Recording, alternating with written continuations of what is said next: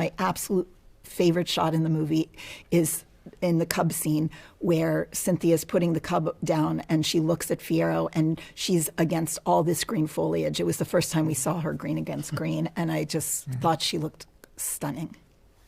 Well, from an editing perspective, I know that when you see a musical on Broadway, there's thunderous applause at the end of every musical number. And while at my screening there was applause at certain points throughout the film, you don't have the same kind of beats in a film. And I think there's a bit of slightly more conversational nature to the music. Yeah. How does that play into your work? I mean, I just use my heart to sort of guide me as far as like what my instincts are with cutting anything, but especially with cutting a musical number, like cutting The Wizard and I, we kept trying to figure out like how to end that number because it's just such a build.